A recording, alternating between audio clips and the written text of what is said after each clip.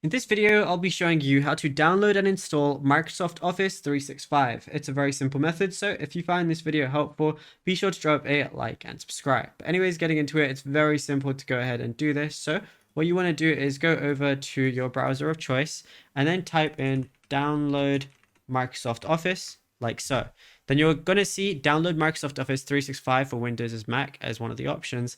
And then all you want to do is click download for Windows right here. It says all your everyday productivity apps working seamlessly together. And then all you want to do is press this download button. It's then going to open up like the exe file. So then just go ahead and click it to open it up.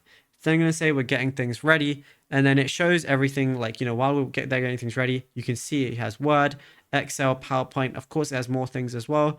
But then it's just going to be running the setup phase. And yeah, that's literally it. You'll be good to go. Of course, you're going to need a membership for this. So make sure you're logged in. You can also try it for free because they do offer a 1-month free trial as well. And yeah, it's as simple as that. Now, if you found this video helpful, be sure to drop a like and subscribe.